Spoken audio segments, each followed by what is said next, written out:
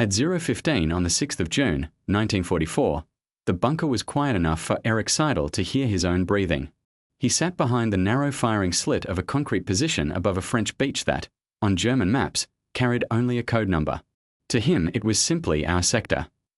On the wooden shelf beside his milligram 42 lay a neatly folded letter from home. His girlfriend had written from a town in southern Germany, telling him to stay safe, promising she would wait until the final victory they had heard about for years. He had written back only 3 days earlier, his pen scratching confidently over field stationery. If they come here, this shore will be their grave. We will push any landing back into the sea in a few hours. He had meant every word. That same afternoon, a famous field marshal had inspected their positions. Seidel still saw it clearly, the tall officer in the desert-colored coat, his staff following him through the maze of trenches and bunkers. The field marshal had looked through the gun port, watching the overlapping arcs of fire from machine guns, anti-tank guns, and mortars. He nodded once, satisfied, and said quietly enough that only a few nearby men heard, "If they land here, they will not stay." Those words had become a kind of unofficial blessing. Men repeated them over cigarettes, over thin soup, over letters home. The concrete felt solid, the fields of fire were mathematically planned, and the beach below had been turned into a geometry problem in which the invader always lost. Now, past midnight, all Seidel could see through his slit was darkness over the channel. No searchlights, no silhouettes, no shapes at all. Only the faint white of breaking waves and the occasional glow of a cigarette in a forward foxhole. The sea was just a black wall, the sky another. He checked his watch, then the ammunition belt. Links ran in careful loops, stacked in boxes and on the floor. The metal smell of oiled weapon parts mixed with damp concrete and cigarette smoke. Above him, footsteps echoed as a runner moved along the trench line, carrying yet another routine message that nothing unusual had been observed. There had been talk, of course. For months the word invasion had floated through every conversation. Some said it would come at Calais. Others were sure it would never come at all.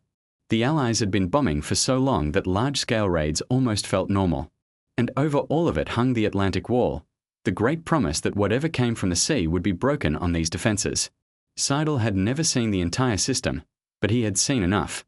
Concrete casemates with thick roofs, pillboxes embedded into slopes, tunnels connecting firing points, minefields on the approaches, rows of steel obstacles sunk into the sand. Senior officers spoke of millions of mines and thousands of obstacles along the coast.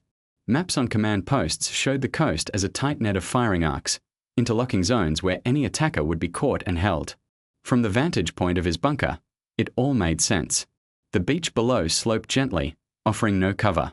Wooden stakes and metal structures stood where the tide broke, angled to tear open landing craft. Behind that, shallow ditches and barbed wire, then mine belts.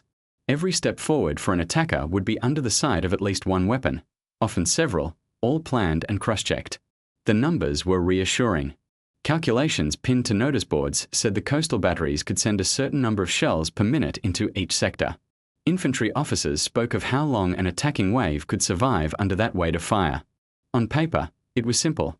If the Allies came, they would be punished so hard and so fast that the landing would fail almost by definition. That kind of certainty seeps into routine. The men in Seidel's bunker laughed a little louder, walked with a bit more swagger in the trench. Their complaints were about rations, about pay, about the boredom of staring at an apparently empty sea night after night. The idea that they might actually be overrun on this carefully fortified slope seemed almost abstract, something for training manuals, not real life. Outside, the weather helped that sense of safety. The previous days had been rough, strong winds, heavy swells, low clouds pressing down over the water. The weather officers had said such conditions made a major landing extremely unlikely, perhaps impossible. Word of that filtered down informally, carried by sympathetic staff officers and radio operators. Not tonight, people said. Too much wind. So Seidel cleaned the gun barrel with almost ceremonial care, checked the bolt, checked the feed tray. He did it slowly, more from habit than urgency. If anything occurred, they would be ready. But nothing ever really did, not here, not in this quiet corner of France. He placed the letter from home back into his breast pocket, as if it were a charm. The field marshal's words echoed again in his memory. The bunker hummed faintly with the sound of generators further back. Beside him, his assistant gunner yawned and rolled his shoulders, then rested his hands on the ammo belt, waiting for a signal that almost certainly would not come. At that moment, sometime between midnight and 1 in the morning, the German defense of Western Europe still felt orderly, planned, and under control. The Atlantic Wall was an engineering achievement. The people around Seidel believed in it, trusted it, and expected it to deliver exactly what had been promised. None of them yet knew that far out in the darkness, invisible in the night and hidden by the very bad weather they relied on, the largest invasion fleet in history was already moving toward them. Far from Seidel's bunker, in a command post several kilometers inland, a staff officer traced his finger along a map that stretched from the Netherlands to Brittany. The map was studded with colored pins, strongpoints, artillery batteries, reserve units, supply depots. A thick pencil line marked the Atlantic Wall, but in reality it was a patchwork of strong and weak sectors, some heavily reinforced, others held by units still recovering from earlier campaigns. On paper, though, it looked impressive. Orders from higher headquarters had stressed the same theme for years: turn the coastline into a continuous barrier. Engineers had poured concrete into casemates for heavy guns, fashioned observation posts into cliffs, and installed rail-mounted guns further inland. They had driven steel into the sand and deployed prefabricated obstacles designed to rip open landing craft. Railway workers had brought in trainloads of barbed wire and mines, and construction units had spread them across dunes and fields. In Seidel's particular sector, the emphasis was on layered defense. The first line was the beach itself, seeded with obstacles and explosive charges. Behind that lay machine gun nests with overlapping coverage, anti-tank ditches, and carefully placed guns disguised in farm buildings or half buried in hillsides. Beyond those, artillery batteries positioned further inland had pre-registered every section of sand, every likely exit route, with firing tables and coordinates neatly filed. It looked like engineering perfection. Learned officers lectured about fire sacks and kill zones using chalk on blackboards. Slides from aerial photos showed how a landing force would be caught in converging lines of fire. Diagrams demonstrated how infantry positions and artillery support formed a mutually reinforcing web. A colonel who had served on the Eastern Front reviewed these plans and nodded in appreciation. He knew what poorly prepared lines looked like: shallow trenches in open fields, improvised positions under constant pressure. Compared to those, Normandy seemed like a fortress built in peacetime. "If they come here," he had remarked to a junior officer, "they will pay dearly for every metre." What the colonel did not see on that map was something more subtle: the fragility built into their assumptions. The ammunition tables assumed days of combat, but supply lines were already strained by fuel shortages and constant air attacks. The coastal divisions looked strong in numbers, but many of their companies were filled with older personnel, convalescents, and units assembled from different regions. Some batteries were equipped with older guns, using a mix of ammunition types. And most importantly, the command system that linked the map to reality was slow, rigid, and vulnerable. Still, for the officers walking the corridors and standing over these map tables, confidence came easily. The coastline bristled with symbols of power. The language of the orders was firm and certain. The idea that this great barrier might not function as intended simply did not fit their worldview. Into this atmosphere of assurance came another comforting factor: the weather. On the 5th of June, meteorological officers from the German Air Force had examined their charts. They had reports from weather stations in occupied Europe, from some naval vessels, from limited Atlantic readings. The data indicated thick clouds, strong winds, and higher waves in the channel. They estimated that such conditions would continue for days. To professionals trained in traditional thinking about amphibious operations, the conclusion was straightforward. No commander, they argued privately, would willingly launch a vast sea crossing in such marginal conditions. To do so would be to court disaster through scattered landings, capsized boats, and overwhelmed navigation. The result of this judgment radiated outward, not as a formal decree, but as a mood. Divisional headquarters relaxed slightly. Some staff were allowed to travel to exercises or conferences. A famous field marshal, convinced no major landing was imminent, left for Germany to visit his family. Other commanders accepted invitations to war games, reassured by the forecast that nothing decisive would happen in the next 48 hours. Far below that level, in bunkers and outposts, news of bad weather reached the troops in fragments. A sergeant would mention that a visiting officer had said the sea was too rough for anything big.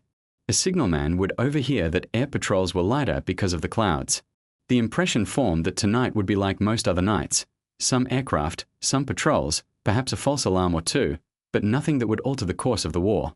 And so, while thousands of Allied soldiers crossed the channel in ships hidden by that very weather, many of the men assigned to stop them were off duty, traveling, or simply asleep in the confidence built by their own forecasts. Near the coast, radar operators watched their screens in dimly lit rooms.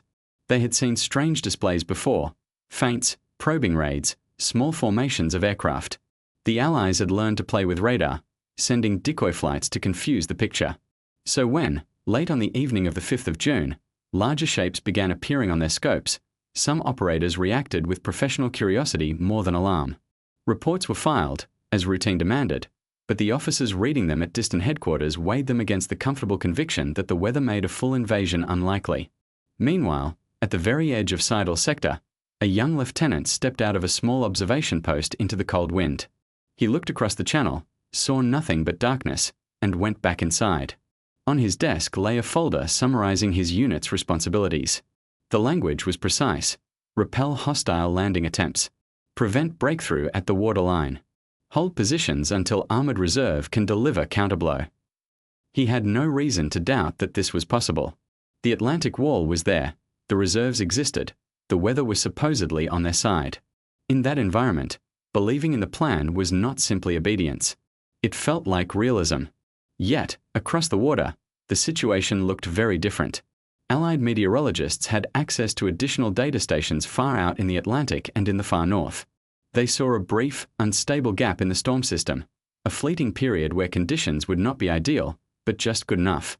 Within a few hours, hundreds of ships had altered course in response, turning a theoretical possibility into an approaching reality. The German defenders, however, still faced the channel as an abstraction.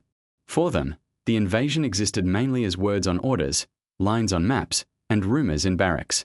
The actual sound of engines, the sight of a horizon filled with ships, the sensation of sand shaking under naval gunfire, none of that had reached them yet. In Seidel's bunker, the night remained unusually calm. He checked his watch again, more out of boredom than concern. Around him, the Atlantic Wall lay silent, waiting for a storm that most of its defenders still believed would not arrive today. The first sign that this night was different did not come from the sea at all. Shortly after midnight, reports began filtering into several German command posts from hamlets and fields many kilometers inland. Flares in the sky, the sound of engines overhead, then parachutes. At first, the messages were inconsistent. One outpost claimed to see large numbers of paratroopers to the east. Another reported small groups dropping to the west. Some used the word British, others American. In the chaos of darkness and distance, identities blurred. A young officer in a regional headquarters tried to plot these reports on a map. The dots scattered over too wide an area to make immediate sense. They might represent a major airborne operation. They might be small raiding parties. They might even be part of another elaborate diversion, like previous Allied attempts to keep German units on edge. Further muddying the picture were Allied deception measures. Dummy figures with parachutes, some equipped with small devices that produced sounds like rifle fire, drifted down into fields far from the main drop zones. To soldiers on the ground, glimpsed in the glow of flares and tracers, they looked real enough. Each one generated another anxious report, another phone call, another nod of uncertainty on some staff officer's map. Amid this confusion, a few experienced commanders recognized a pattern.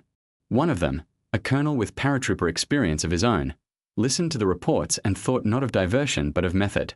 The Allies, he reasoned, would not scatter valuable airborne units randomly.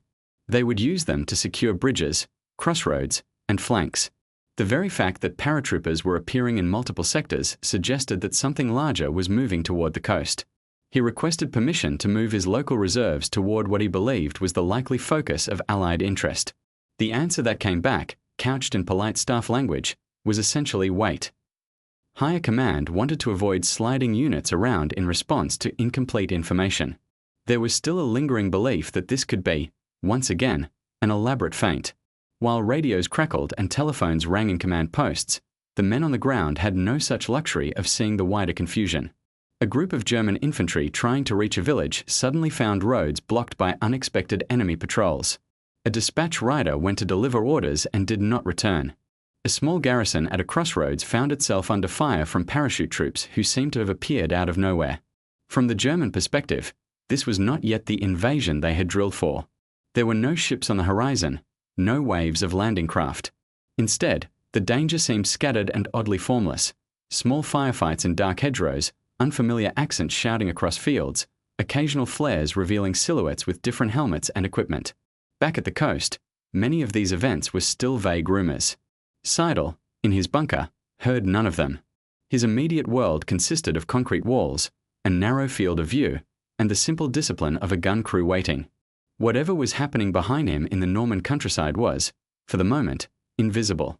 In the radar stations nearer the shore, however, the picture was changing. Operators watching their screens saw more and more blips, larger and denser groups of returns.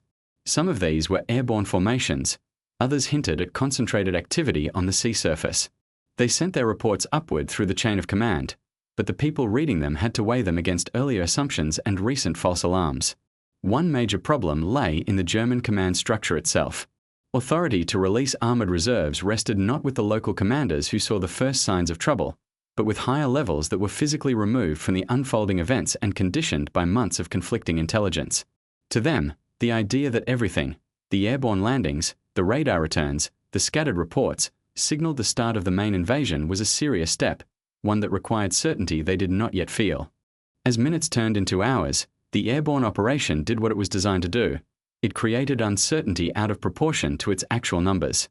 A company of paratroopers at a bridge made a division reluctant to move. A scattered landing near a road junction caused commanders to reroute columns. The impact was not in raw combat power but in the paralysis of decision-making. For the men in the bunkers and batteries along the coast, the night stayed deceptively uneventful. A few distant flashes might mark combat inland, but on the water nothing was visible. The wind carried sounds away, and the low clouds hid most of the aerial activity. From their perspective, the Atlantic wall still faced a seemingly empty sea. Yet, within that emptiness, something vast was approaching.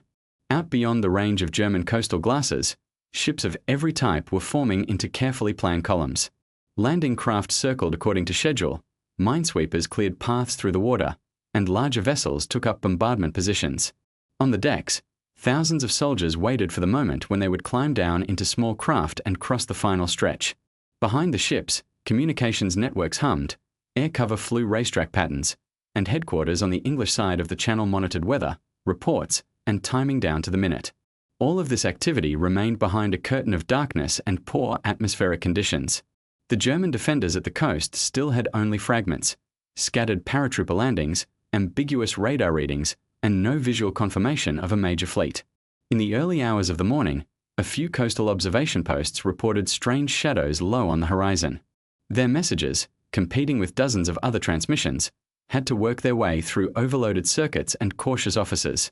Some were dismissed as misidentification. Others were logged and forwarded, adding to the growing but still incomplete picture. Inside Seidel's bunker, the clock advanced toward dawn. The routine checks continued. The assistant gunner tested the ammunition feed one more time, listening to the metallic click. A runner dropped by with a short verbal message, "Stay alert. There is some activity inland." Nothing more specific. No sense yet that history was building toward their sector of sand and concrete. The field marshal's visit a few days earlier still hovered in conversations. Men took comfort in the idea that their positions had passed inspection by someone who understood modern warfare. If specialists like that approved the defenses, then surely they were adequate. What none of them could see in that moment was that the very design of their defenses, solid, fixed, oriented toward a certain model of attack, would soon be tested by something that combined airborne action, naval firepower, and mass logistics on a scale outside their training and experience. The night thinned toward first light. Beyond the horizon, an armada waited for a final go signal. Along the German coast, strongpoints braced for a battle they believed they understood, still unaware that the shape of that battle would challenge every assumption they held about how wars were supposed to be fought. The first pale light over the channel revealed something that no training film had prepared them for. At around 5 a.m., an observation post high on a cliff above a Norman beach reported an unusual line at the horizon. The sergeant on duty rubbed his eyes, thinking at first it might be a trick of the light, thin bands of grey where sea met sky. But as minutes passed and the light improved, the line thickened and broke into shapes. He raised his binoculars and froze. What he saw was not a handful of ships, nor a scattered group of craft like those used in earlier raids. The sea, from one end of his available field of view to the other, seemed to be filled. Large silhouettes, smaller ones weaving between them, columns aligned as neatly as formations on a parade ground, all moving steadily toward the coast. His first instinct was disbelief. None of the figures in his training manual had looked like this. He had been shown drawings of landing attempts with limited numbers of vessels, exposed and vulnerable to coastal fire. This was something else entirely. It was as if the channel had become a grey platform crowded with steel. He called for the officer of the watch, passed him the binoculars, and watched the colour drain slightly from the man's face as he, too, took in the scale. Within minutes, telephones and field radios were alive with urgent reports. Numerous vessels sighted, large convoy, entire horizon occupied. In battery command posts, officers shouted for rangefinders to be set up and for fire tables to be prepared. Yet even as they calculated angles and distances, a more fundamental realization pressed in. The numbers defied comfortable ratios. This was not a landing that could be contained by local resources alone. This was an entire overseas army moving toward them. On one segment of coast, an artillery lieutenant attempted to count distinct lines of ships, then gave up and began estimating by rough groups. "It looks like the whole world is out there," one of his gunners muttered, half to himself. The remark made its own quiet journey along the line, passed from man to man, capturing in a simple phrase what the statistics would later confirm. The Allies had committed not just a force, but almost everything they could float. 4 German defenders who had been raised on stories of hesitant democracies and divided coalitions. The sight was unsettling on a deeper level. The sheer unity and organization implied by this fleet challenged their core expectations. The weak enemy, despised for supposed indecision and lack of will, had assembled a naval armada larger than anything seen in history and brought it within range of their guns. Yet there was no time for philosophical reflection. Orders flowed. Stand by to open fire as soon as ships came within range. Prepare to adjust aim based on spotting reports. Maintain discipline. Do not waste ammunition. Out at sea, large warships maneuvered into position. Their crews had rehearsed these movements in calm waters and stormy ones, learning to bring along hundreds of other craft in carefully coordinated patterns. Each ship had assigned sectors. Each gun laid out its mission for the opening bombardment. Seidel, in his bunker, felt rather than saw the first sign of what was coming. The concrete under his boots vibrated in a low, distant way that did not match the impact of normal artillery. A second later, a deep rumble rolled across the beach from far offshore. It did not sound like the sharp crack of field guns. It was more like the distant echo of thunder, repeated, overlapping, relentless. "Naval guns," someone said quietly. The first shells from the battleships and cruisers sought out the coastal batteries and strongpoints that posed the greatest threat to the landing craft. Those shells weighed more than some of the vehicles on the beach roads behind the German lines.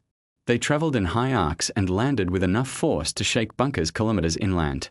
Inside one such bunker, an officer had time to think, "Our concrete is thick. Our roofs can take anything." It was what they had been told, what the engineers had promised. But as the barrage developed, cracks began to appear in that confidence, sometimes literally. Men sheltered behind interior walls as the structure shuddered. Dust drifted from seams in the ceiling. Electric lights flickered and went out, replaced by dim emergency lamps. Somewhere nearby, a supporting position took a direct hit, and vibration rolled through the ground like a wave. The carefully planned network of interlocking positions began to fray, not because of lack of courage, but because steel and rock were being asked to endure more than their designers had ever imagined. For artillery crews, the situation was equally disorienting. They had drilled for counter-battery fire, for repelling modest fleets, for adjusting their aim under air attack. Now they found themselves in a duel with floating fortresses whose guns outranged many of their own and whose supply of ammunition seemed endless. Every time they fired, they risked attracting retaliatory salvos powerful enough to crack open their positions. The air above added to the pressure. Allied aircraft, in numbers that had become depressingly familiar in recent months, roared overhead. Some bombed specific points on the coast. Others watched for the telltale flashes of German guns and radioed corrections back to ships. As the morning developed, German coastal batteries struggled to maintain steady fire under this combination of naval and aerial observation and attack. In Seidel's bunker, the machine gun crew waited for their moment. Their weapon, lethal at closer ranges, could not influence naval battles or long-range artillery duels. Their time would come when the landing craft drew near and hatches opened. Until then, they could only listen to the mixture of deep rumbles, sharp cracks, and the occasional whine of nearby shrapnel.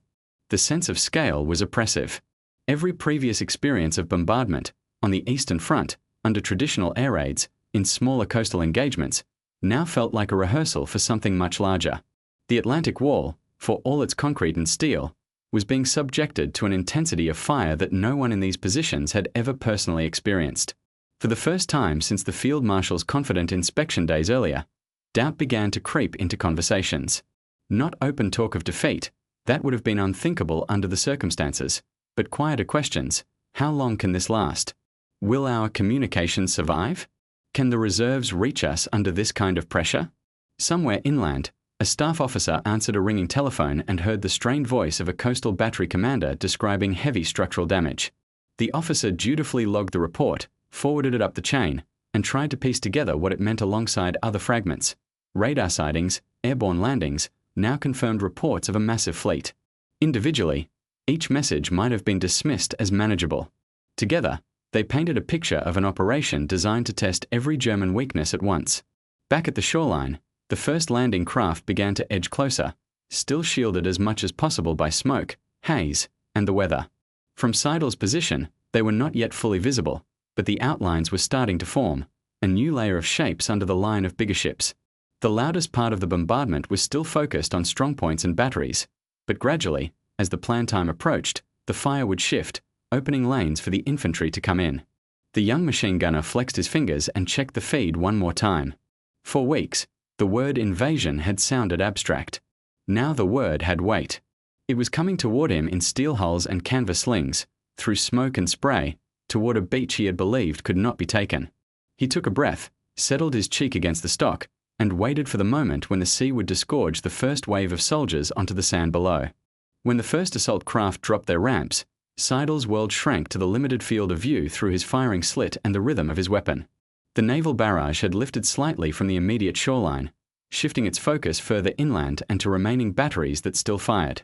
For a few crucial minutes, the strip of sand directly in front of the main landing points lay under a different kind of storm, one created by defenders. From his position, Seidel saw shapes where the surf met the beach, lines of small craft, some already turned sideways by waves, others moving straight in. As soon as the ramps lowered, figures began to step, run, or stumble into water and onto the sand. The distance compressed. All the training on target selection, controlled bursts, and traversing arcs transformed instantly from theory into action. He pressed the trigger. Inside the bunker, the milligram 42's distinctive sound filled the compartment. Brass casings bounced and clinked at their feet. Links of the ammunition belt slid forward in staccato rhythm. The assistant gunner fed the belt carefully, keeping it straight. A third crew member called out corrections. A little left, a little lower, adjust for that group moving toward the obstacle line. Other positions joined in. Across the sector, machine guns, rifles, and mortars opened fire according to their pre-assigned plans. Some fired from intact bunkers. Others shot from hastily improvised positions after their original emplacements had been damaged by the naval bombardment. From the standpoint of the soldiers in those strongpoints, the beach now looked exactly as the training diagrams had predicted. Lines of attackers in the open, with little immediate cover. Yet there were differences the training had not captured. First, the volume of attackers. No sooner did a landing craft empty, whether successfully or in confusion, than more followed. The intervals between groups were shorter than many had expected. Second, the resilience of the landing system itself. Some craft were hit and disabled early, others got stuck on obstacles. In earlier, smaller operations, such incidents could ripple into delay and confusion. Here, there were enough additional craft in the waves behind that local disruptions did not halt the overall flow. Third, the integration of supporting fire. Even as German positions engaged the first waves, Allied ships and forward observers adjusted their own fire. Positions that produced especially intense fire drew attention. Within minutes, ships at sea began to focus on those points, dropping shells as close as they dared to protect the troops coming ashore. In practical terms, that meant that men like Seidel were fighting two battles at once. Outward, through the slit, they were facing the advancing infantry. Inward, shaking the bunker, the distant but heavy hits of naval shells reminded them that staying in place made them targets for a different kind of weapon. The psychological effect was complex. On one level, the machine gun crews were doing exactly what they had been trained to do. The technical tasks, change barrels when needed, avoid constant long bursts that overheat the components, keep ammunition flowing, occupied their minds and hands. On another level, as minutes stretched into longer spans, they began to notice something they had not expected. Despite everything they were doing, the attackers were not stopping. The beach, as seen through narrow ports, was constantly changing. New craters appeared from naval or artillery hits. Smoke drifted in irregular patterns. Groups of infantry took shelter behind obstacles or in shallow depressions, then moved forward again when gaps appeared in the defensive fire. Engineers worked under pressure to clear passages. In some sectors, armored vehicles began to appear on the horizon behind the landing craft, waiting for cleared lanes before attempting to land. For German artillery officers, the morning became a desperate exercise in prioritization. They had only so many shells left after the early exchanges. Communications with some batteries were intermittent or completely broken. Calls came in from multiple strongpoints, each claiming to be under heavy pressure. Deciding where to allocate their limited ammunition became not just a tactical choice, but a moral weight. In a command post a few kilometers from the shore, an artillery commander stared at a situation board whose markers grew steadily more disordered. Lines representing known Allied landing zones extended inland further than he liked. Reports from some coastal positions had stopped entirely. When he requested updates, he received only static or partial messages. It was impossible to tell whether the defenders had been physically overrun, cut off from communications, or forced to withdraw from observation points under fire. He did what professional pride demanded. He kept his guns firing as long as he could. But every decision, to shift fire from one beach sector to another, to conserve shells for a potential armored thrust, to support a threatened crossroads, had to be made in an environment where information arrived late and fragmented. Back in the bunker, the physical toll on the crew grew. The metal of the gun grew hot despite careful barrel changes. The air inside filled with the smell of propellant and sweat. Hands became numb from recoil and vibration. Hearing, even with protective measures, blurred into a constant wall of sound where individual shots blended with explosions outside. Between bursts, Seidel stole fractions of a second to glance at his ammunition reserve.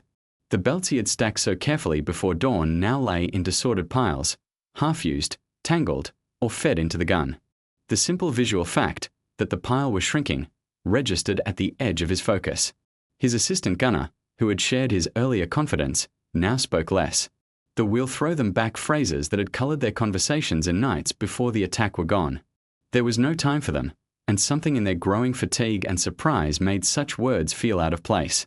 Other defenders along the sector experienced similar shifts in perception. A corporal in a nearby trench, tasked with leading a small fire team, watched as one after another of the pre-planned obstacles was bypassed or neutralized. The obstacles worked. They slowed and disrupted the attackers. But they did not, by themselves, stop the advance. The corporal realized, with a tightening in his chest, that the plan had always assumed the assault would falter early enough for reserves to counterattack. Those reserves were nowhere in sight. That absence had many causes: delayed orders, Allied air superiority, the chaos created by airborne troops inland. Whatever the reasons, for the defenders at the water's edge the result felt simple. They were facing the main weight of the invasion largely with the forces already present along the coast. As the morning advanced, some German positions continued to function effectively. Others were gradually suppressed by air and naval fire or flanked by assault groups that had found seams in the defense. Each time a bunker fell silent, the neighboring positions lost overlap in their fields of fire. Each gap made the next one more vulnerable.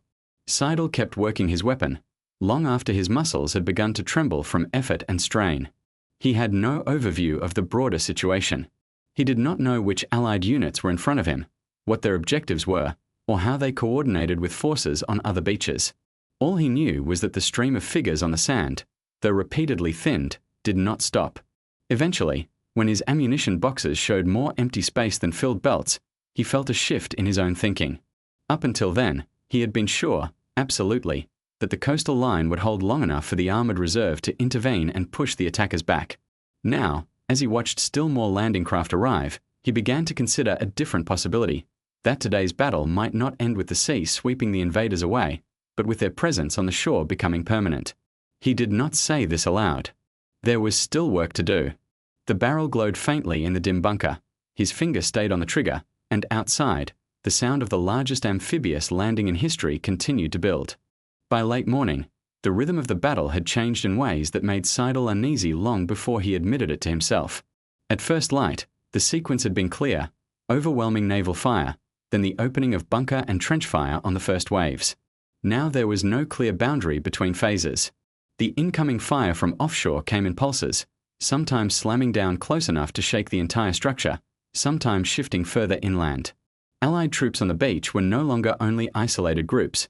They were beginning to move in more coherent lines, using any fold in the ground, any wrecked vehicle, any crater as shelter. Seidel's own contribution was reduced by something as basic as arithmetic. The boxes that had held hundreds of rounds were now mostly empty. Some belts lay on the floor, unusable because of damage or tangles. The crew had done everything the manuals prescribed to conserve ammunition: short bursts, careful target selection, but the sheer length of the engagement had drained their stores far faster than anyone had anticipated.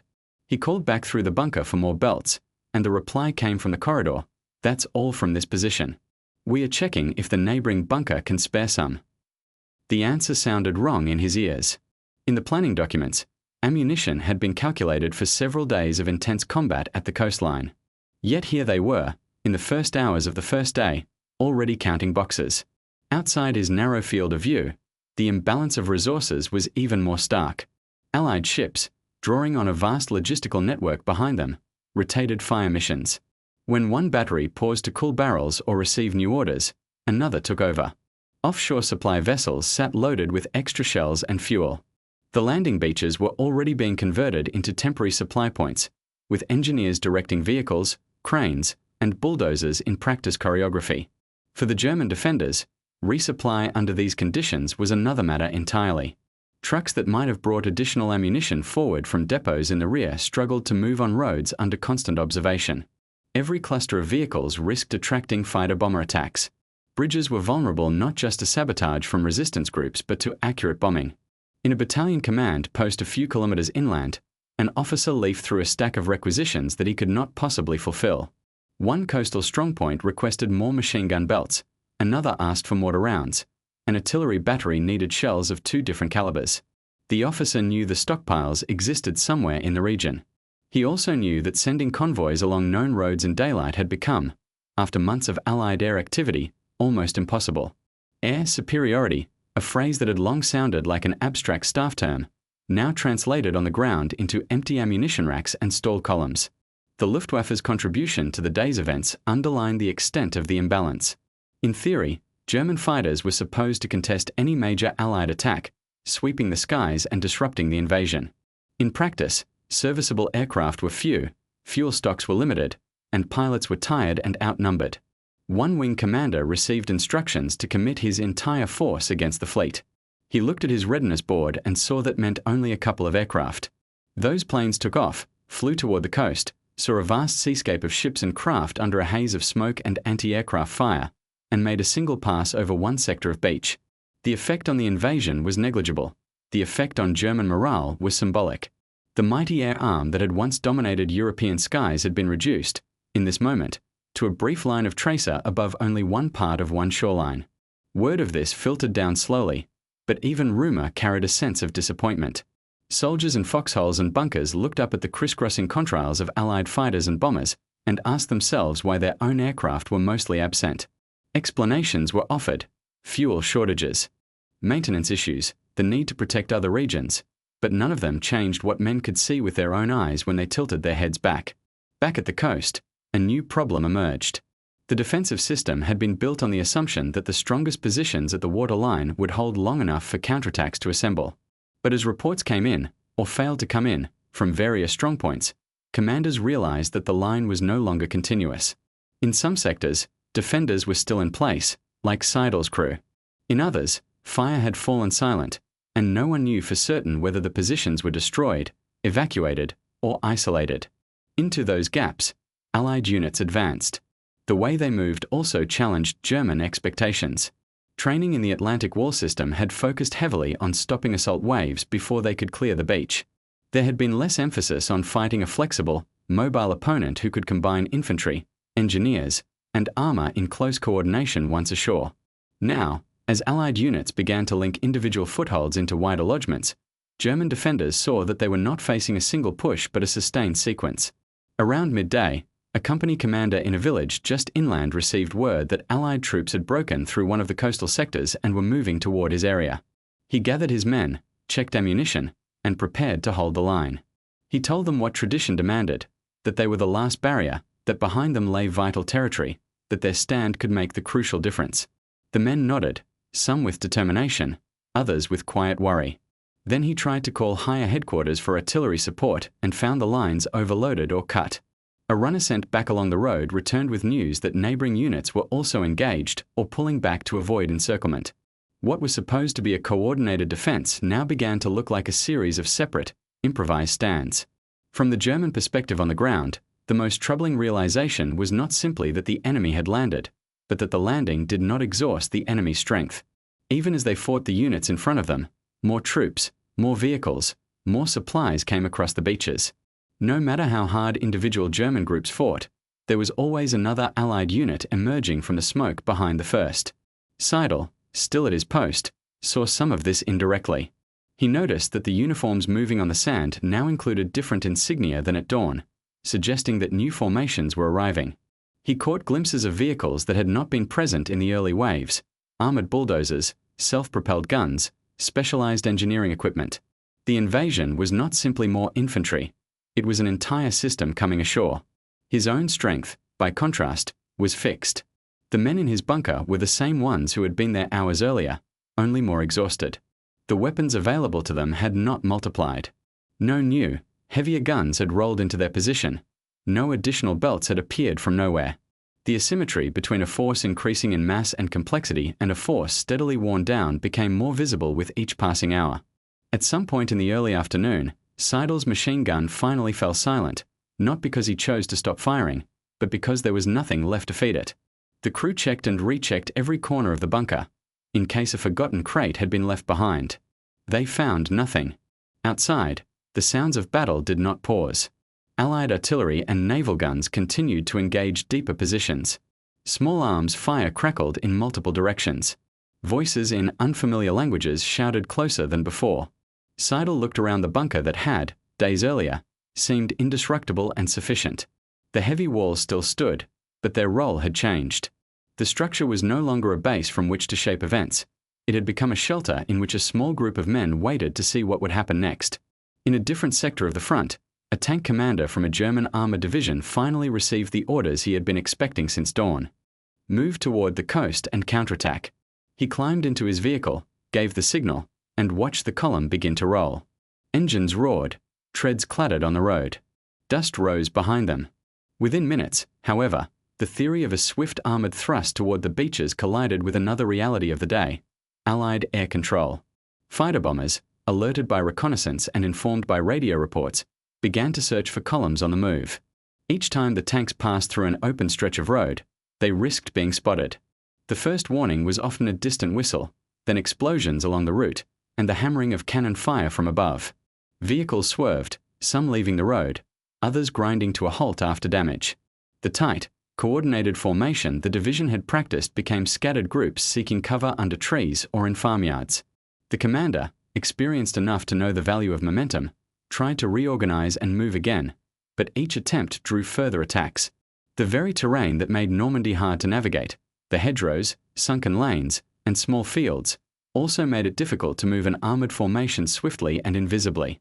The result was a series of interrupted advances, partial retreats, and improvised halts. By the time a portion of the division came within sight of the coastal plain, the picture they saw no longer resembled the plan they had been given.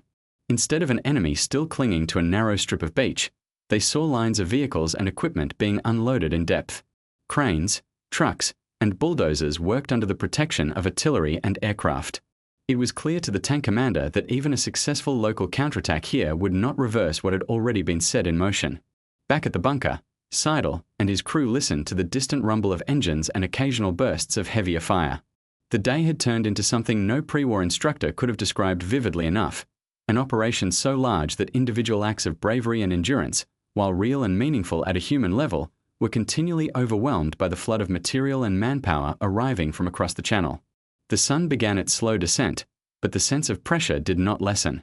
For German soldiers along the coast and inland, the realization gradually took shape that the 6th of June, 1944 was not just a hard-fought day. It was the beginning of an entirely new situation, one in which the enemy's ability to sustain and expand his efforts seemed to outstrip their own ability to resist. As evening approached, the fighting did not simply stop with the fading of the light. In some respects, the darkness made the situation even more confusing for German forces. On previous fronts, night had sometimes offered a kind of reprieve. Units could pull back a short distance, reorganize, redistribute ammunition, and prepare for the next day. Here in Normandy, on this first night of the invasion, such routines were hard to apply. For one thing, the front lines were no longer clearly defined. In some sectors, German units still held organized positions. In others, they were scattered into small groups, cut off from each other by Allied advances. In the countryside between the beaches and the larger towns, pockets of resistance remained in farmhouses, hedgerows, and village streets. The idea of a continuous defensive line had given way to a patchwork of local stands. Communications remained a major problem. Telephone lines had been cut by bombardment and by sabotage. Radio frequencies were often jammed or overloaded. A corps headquarters might know that certain divisions were in contact with the enemy, but have no precise sense of where their forward elements were located. Messages sent to one unit might instead be received by another struggling to deal with its own crisis. For the individuals manning those isolated positions, the night brought a different kind of tension. In Seidel's bunker, the crew could hear movement outside, footsteps, shouted commands, occasional bursts of fire as patrols probed or units shifted locations. The gun that had defined their role in the battle now stood mute for lack of ammunition. Their rifles and grenades were still available, but their main function as a machine gun team had ended with the last belt. They faced a set of choices that no one had rehearsed in training: remain in the bunker and wait to be bypassed, attempt to withdraw through territory that might already be under Allied control, or surrender if approached by an overwhelming force. Each option carried its own risks and uncertainties. The manuals on defensive warfare rarely dwelled on such scenarios in detail. Elsewhere, German officers tried to mount limited counterattacks to restore some sort of coherent line. A battalion leader gathered what remained of his companies and moved toward a village reported to be under pressure. On the way, he encountered scattered groups of other units, some retreating without orders, others seeking instructions, all disoriented by the day's events. The usual clarity of unit boundaries had blurred. He eventually reached the outskirts of the village and found that Allied troops had already taken the central crossroads. Attempting to retake it in the dark, under uncertain artillery observation and with limited ammunition, struck him as more likely to exhaust his force than to restore the situation.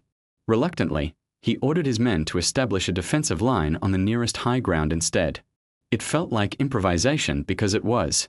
Meanwhile, Allied forces used the night for their own purposes. Engineers continued to work on clearing obstacles, improving exits from the beaches, and marking routes inland. Supplies flowed across the sand in a steady stream. Vehicles drove with headlights carefully controlled, guided by luminous markers and practiced traffic control. Naval guns remained ready to fire on pre-planned targets if German counterattacks massed at certain points. Airborne units that had landed earlier in the night of the 5th-6th now continued their work, securing bridges, patrolling roads, and disrupting any attempt by German reserves to move freely. Their presence in the rear areas amplified German logistical difficulties. A truck convoy might be rerouted not just because of air threat but because a road was reported to be under the observation of enemy paratroopers. In one divisional headquarters, a senior German officer tried to compose a coherent situation report for higher command.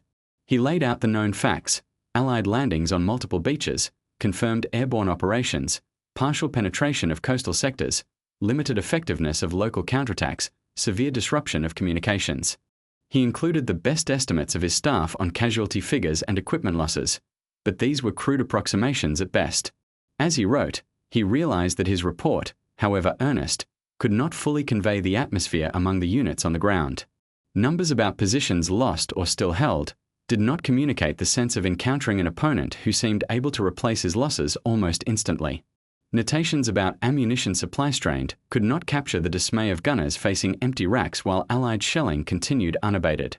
Elsewhere, members of the German Navy operating small craft tried to intervene against the vast armada offshore. Torpedo boats and patrol craft made sorties into the channel, attempting to target individual ships. The numerical disparity, heavy Allied escort presence, and overwhelming air cover made these efforts costly and mostly ineffective. The experiences of those crews, like those in the bunkers, were defined by the sense of striking at a structure far larger than their own. For the Luftwaffe, the night offered few opportunities to redress the balance. Radar-directed Allied night fighters, combined with anti-aircraft fire from ships and ground positions, made any attempt to approach the beaches risky. Fuel and serviceable aircraft remained scarce. The few German sorties that did reach the area caused more concern than material damage. The pattern repeated, courageous actions producing limited practical effect. On the personal level, among soldiers like Seidel, the long hours after sunset were filled less with dramatic action and more with quiet reflection under stress. Sitting in the dim light of the bunker, he thought back to his letter from home and the words he had written. "We will throw them back." That sentence now felt disconnected from what he had seen. He did not feel ashamed of having believed it. Everyone he knew shared the same confidence. The problem, he was beginning to understand, was not that they had lacked courage. It was that the world outside their concrete walls had grown into something far different from the war they had imagined. He considered the field marshal's visit again. The officer's calm inspection had reassured them all. Yet even a skilled commander, no matter how respected, could not change certain fundamental realities. The number of ships an industrial giant could launch, the amount of equipment a distant factory could produce in a week, the speed with which those outputs could be moved across a relatively narrow sea. Those elements did not appear in the cross-section diagrams of the bunker or in the range tables of the guns. They appeared instead in boardrooms, workshops, and training bases across an ocean. The result, however, was now pressing against the doors of his position. Around midnight, faint lights on the horizon marked the ongoing activity of the invasion fleet. The site was both distant and close. Distant, because it lay several kilometers offshore. Close, because it represented a logistical chain whose unsecured end had already taken root on the beach below him. In the early hours before dawn on the 7th of June, orders finally reached many units to pull back to more defensible lines inland. For some, the orders came too late. They were already cut off or engaged in such close contact that disengagement was impossible. Others withdrew successfully, forming new positions on ridges, behind rivers, or around towns. Seidel's unit received no clear order. Their local commander, realizing that the main Allied effort had bypassed them and that their machine gun was no longer functional, went out under white signal cloth and surrendered the remaining men when an Allied patrol approached. For Seidel, the immediate threat ended not in dramatic last stands but in a quiet walk out of the bunker that had been his world, hands raised, past the same obstacles and slopes he had studied so carefully for months. The broader battle, however, was far from over. While individual defenders like him were taken into captivity, their comrades further inland faced the continuing reality of an opponent who could land not just soldiers but entire supply systems. The transition from invasion to campaign had begun. In the days that followed, German soldiers who had not been captured on the beaches experienced a new form of combat that combined familiar elements with a scale that felt unfamiliar. The countryside of Normandy, with its hedgerows, narrow roads, and small fields, lent itself to defensive tactics. Units dug in along the edges of sunken lanes, set up ambushes in thick vegetation, and used villages as strongpoints.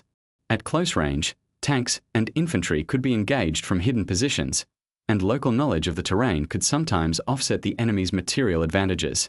For some German formations, especially those with experience from the Eastern Front, this environment offered an opportunity to apply skills they had honed in other hard-fought campaigns. They prepared carefully concealed positions for anti-tank guns, coordinated fields of fire for infantry, and laid mines in likely approach routes. In many encounters, they managed to inflict notable losses on Allied units pushing inland from the beaches. Yet even in these tactical successes, a pattern repeated that had first appeared on D-Day itself. When a German unit disabled a group of enemy tanks, the immediate local effect was real. The advancing column might halt, reroute, or dig in. Additional Allied soldiers might be put out of action, vehicles destroyed or abandoned. But within days, sometimes within hours, replacement vehicles and fresh troops appeared. The overall direction of the campaign did not reverse. It slowed, adjusted, then continued. Conversely, when German units lost a handful of tanks or experienced crews, replacing them was considerably more difficult. The armoured reserves in France were limited and could not be easily replenished from factories increasingly disrupted by bombing or located further east. Training new crews took time that the rapidly moving events no longer granted. The loss of a single experienced platoon leader might alter the effectiveness of an entire company. In this way, the battlefield became a constant demonstration of differing capacities to absorb and replace loss. German officers noticed this imbalance and recorded it in reports and memoirs. One regimental commander wrote that every hard-fought engagement felt like trading irreplaceable pieces for temporarily delaying the movement of an opponent whose essential strength remained intact. The metaphor of trading steel for time took on a bitter flavor when the time gained did not lead to strategic relief elsewhere. From the air, the contrast was equally striking. Allied aircraft maintained a near-constant presence over roads, railways, and known assembly areas. German soldiers learned to dread the distinctive sound of fighter bombers overhead. Movement in daylight became an exercise in risk management. Short dashes from cover to cover, meticulous camouflage, and a preference for night marches that brought their own dangers. Logistics, the usually invisible foundation of any campaign, had turned into a battlefield in its own right. A supply officer at an army group headquarters tried to organize the movement of fuel, ammunition, food, and spare parts toward Normandy. He had, on paper, the resources to keep several divisions functioning. But his trains were delayed by destroyed bridges and damaged tracks. His truck columns were forced to take long day tours, driving at night without lights, constantly listening for engines overhead. Each successful delivery became a minor achievement. Each failed one, a silent contribution to the erosion of combat readiness at the front. On the Allied side, the situation looked very different. The makeshift ports created on the beaches, combined with efforts to capture existing harbors, allowed a steady stream of supplies to reach the growing bridgehead. Ships unloaded into stockpiles that seemed, to observers on the ground, almost inexhaustible. Fuel drums, ammunition crates, and vehicle parts covered fields that days earlier had held only crops. German soldiers who were captured or who observed these supply areas from a distance often remarked later on the abundance they saw. For men accustomed to counting every liter of fuel and every crate of shells, the sight of piles of equipment stacked without apparent concern about scarcity made a deep impression. Over time, this contrast shaped not just material conditions but also morale. Soldiers are keen observers of their own circumstances. When they see that their side must economize and improvise while the opponent operates with visible reserves, they draw conclusions that no amount of official messaging can fully offset. The German leadership attempted to respond with both military and propaganda measures. Orders stressed the need to hold ground, to launch counterattacks when opportunities arose, and to maintain discipline in the face of hardships. Official communications spoke of local successes and of stopping the enemy at certain lines. Posters reminded troops of their duty and of previous victories. On the ground, however, officers like Hans von Luck, who commanded armoured infantry in Normandy, evaluated the situation differently. Observing the combination of Allied air, naval, and land power, he concluded that even well-handled German formations could at best delay the inevitable. His later reflections emphasized that they were now facing an opponent who had integrated every aspect of production, transport, and firepower into a single, steadily advancing system. For German paratroopers, traditionally viewed as elite assault forces, the change was equally stark. Units from these formations that had been sent to Normandy fought with determination in villages and fields, but they found that the scale of Allied support, artillery concentrations, airstrikes, and armoured thrusts could gradually overwhelm even their most disciplined defences. The qualities that had brought them renown in earlier campaigns now served mainly to stretch out engagements rather than to reverse outcomes. As the weeks passed, the campaign in Normandy moved through phases: initial consolidation of the beachhead, then pressure toward key towns and road hubs, then breakout operations designed to penetrate deeper into France. At each stage, the German perspective was marked by a sense of being outpaced materially even when local tactics were sound. One particularly revealing moment came when German units learned about the artificial harbours the Allies had constructed off the beaches. These floating structures, assembled from prefabricated sections brought across the channel, allowed large ships to unload directly near the shore. For German soldiers who had grown up in an army that still relied heavily on railways and traditional ports, this was an almost unimaginable display of engineering and logistical flexibility.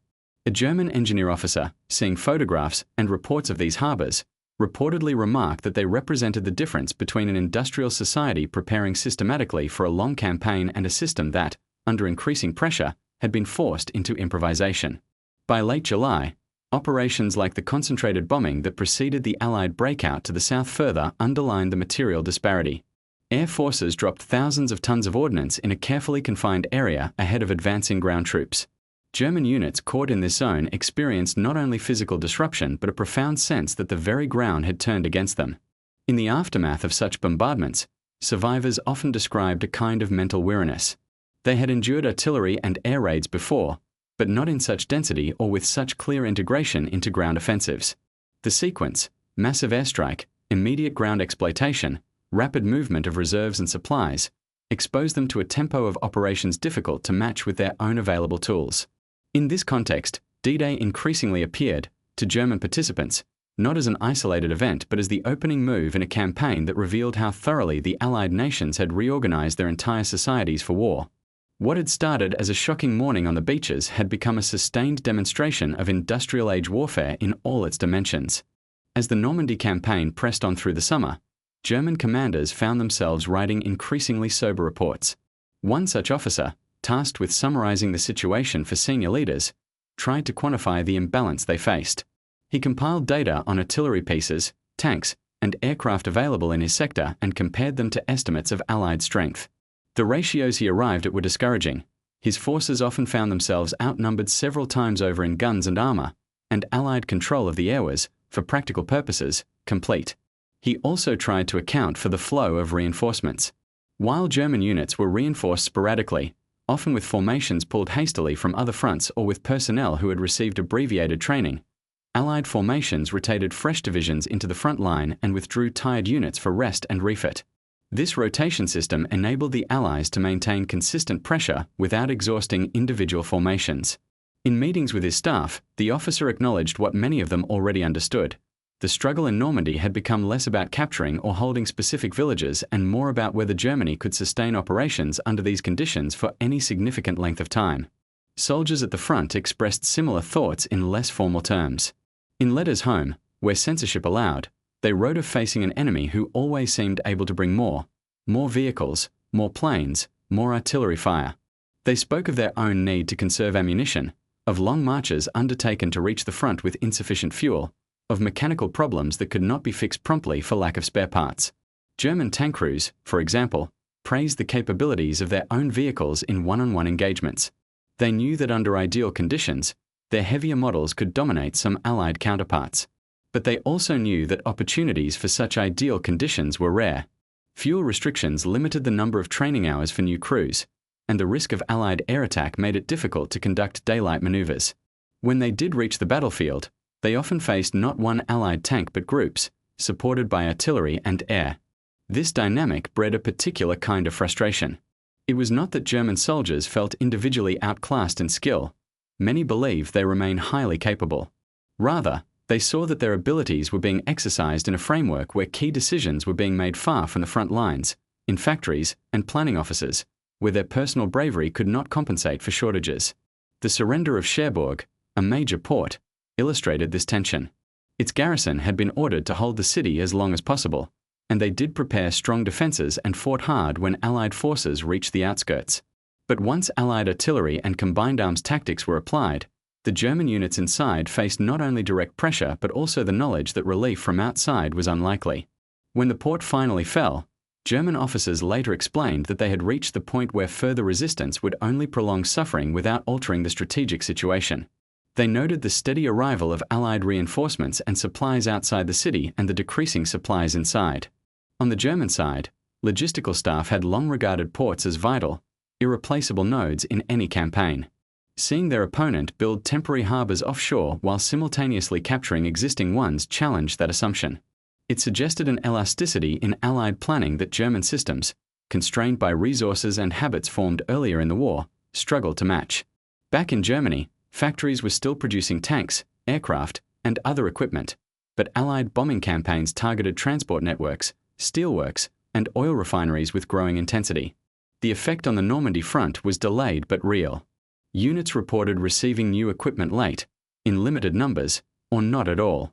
Fuel shortages became critical. Some vehicles sat idle for lack of gasoline even as their crews were needed at the front. The contrast with Allied fuel availability was stark. Soldiers in Normandy observed that Allied units rarely seemed to pause for lack of fuel. Convoys of supply trucks moved regularly along improved roads, guarded by air cover. When Allied forces chose to pause, it was usually for planned reasons, repositioning, coordination, or considerations of terrain, not because their internal systems had broken down. Reflecting on these patterns after the war, several German generals concluded that Normandy had shown, in concentrated form, the consequences of entering a prolonged conflict against opponents with greater industrial capacity.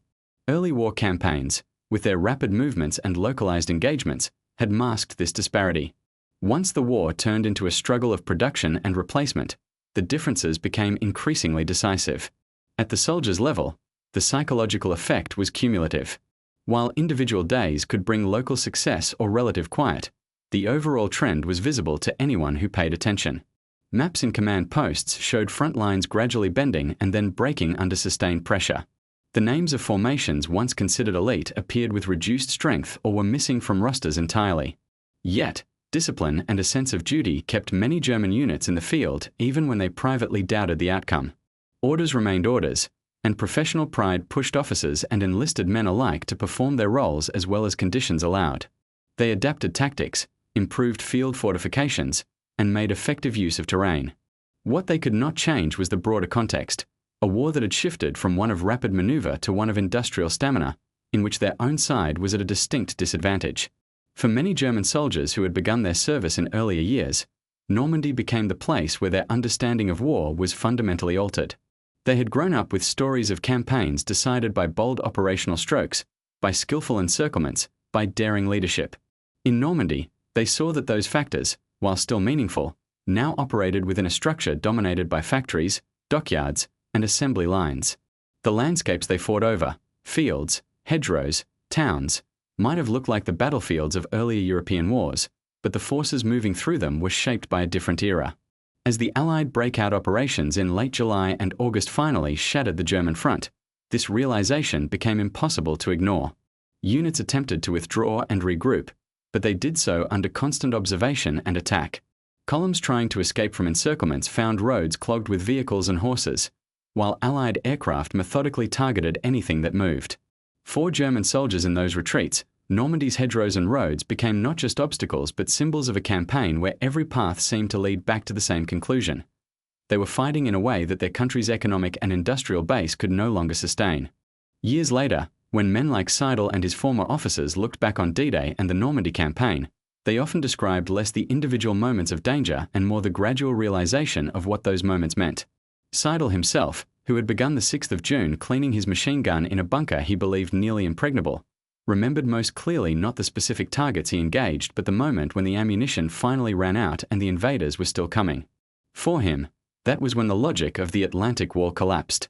The defensive system had been designed to inflict enough loss early enough to break the landing's momentum.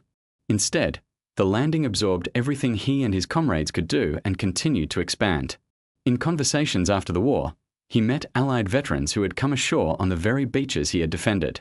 They compared memories, often finding that their experiences at the time had been similarly narrow: a stretch of sand, a handful of landmarks, a series of orders shouted over noise.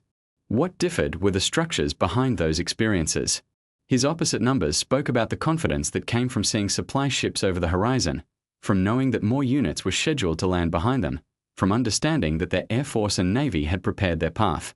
Seidel realized that while he had trusted in concrete and plans, they had trusted in something harder to see in the moment but just as real: the output of considerable industrial and organizational preparation. Higher German commanders expressed this insight in more formal language. Some wrote that Normandy marked the point where material superiority translated directly into operational outcomes, despite tactical skill on both sides. They acknowledged that German soldiers had fought with determination, often under very difficult conditions, but they noted that this determination could not increase the output of factories or the capacity of refineries. The Atlantic Wall itself came to symbolize this paradox. It was, in many ways, an engineering achievement. Millions of tons of concrete, miles of fortifications, thousands of obstacles placed along the shore. On a local level, these structures could be formidable. In some sectors, they caused significant delay and inflicted considerable losses. But they had been built on the assumption that fixed positions could, if designed well enough, compensate for shortfalls in mobile forces and broader resources. D-Day tested that assumption. The wall could not repair itself when hit repeatedly by heavy shells. It could not manufacture ammunition when stocks ran low. It could not summon armored reserves more quickly than the constraints of fuel, air threat, and rigid command systems allowed.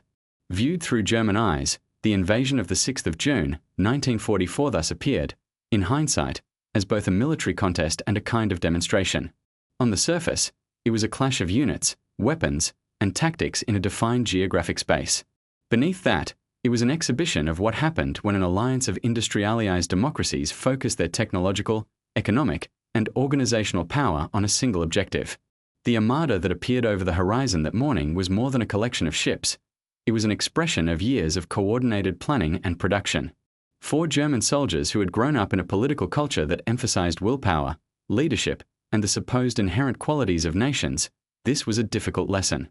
Many had sincerely believed that superior discipline and fighting spirit could balance or even outweigh material differences. Normandy showed them the limits of that belief. None of this meant that individual choices and actions did not matter. On countless occasions during the campaign, decisions by small unit leaders, whether to hold, withdraw, counterattack, or surrender, shaped local outcomes and affected the fate of the men under their command. The experiences of those individuals remained deeply personal, marked by fear, courage, fatigue, and comradeship. What changed in Normandy was not the human dimension of war, but the context in which that dimension operated. Seidel, reflecting in later years, sometimes described D-Day as the moment when he understood that wars in the modern age were decided long before the first shot was fired on any particular beach. They were decided in the capacity to build ships, train crews, refine oil, produce spare parts, design and field new equipment, and integrate all of those elements into a coherent whole. From the window of his bunker, he had seen only the tip of that structure: landing craft, soldiers, bursts of fire. He had not seen the assembly lines, the training camps, the shipyards, the logistics schools, the research labs. Yet their influence had reached him as surely as the shells from the ships offshore. Other German veterans of the campaign expressed similar thoughts in interviews and books. One former staff officer remarked that Normandy had shown the difference between fighting a war and managing a war. His side, he felt, had been adept at the former in many ways, especially in the early years. The Allies, by 1944, had become highly effective at the latter. In that sense, seeing D-Day from the German perspective is not just a matter of shifting the camera angle from one trench to another. It is a way of understanding how those men encountered, perhaps for the first time in such a concentrated form, the full consequences of facing an opponent whose industrial and organizational base exceeded their own. On the morning of the 6th of June, many of them believed, as Seidel did, that they would repulse the landing and restore the situation by evening. By the end of the Normandy campaign, those who survived had watched entire divisions reduced, carefully prepared positions overrun or bypassed, and reinforcement efforts delayed or shattered. They had also, often without fully articulating it at the time, recognized that the language of throwing the enemy into the sea had belonged to an earlier phase of warfare. The reality they confronted on the beaches and in the fields of Normandy was a war in which the sea itself had become a highway for an almost continuous flow of men and material. The wave they had expected to stop turned out not to be a single surge but an unbroken series. For Seidel, the memory of that realization, standing in his bunker, seeing that his contribution, though intense, could not alter the growing momentum on the beach, remained sharper than any technical detail of his weapon. It was the moment when the Atlantic Wall ceased to be an abstract concept and became, instead, a vantage point from which he witnessed a new form of warfare. From that vantage point, D-Day, seen through German eyes, was not only the story of a defensive system tested and found wanting. It was also the story of individuals coming to understand that in a world of mass production and coordinated logistics, courage alone, however genuine, could no longer guarantee success against a well-prepared industrial opponent. That understanding, born in concrete bunkers and along hedge-lined roads, would shape their view of the war, and of war itself, for the rest of their lives.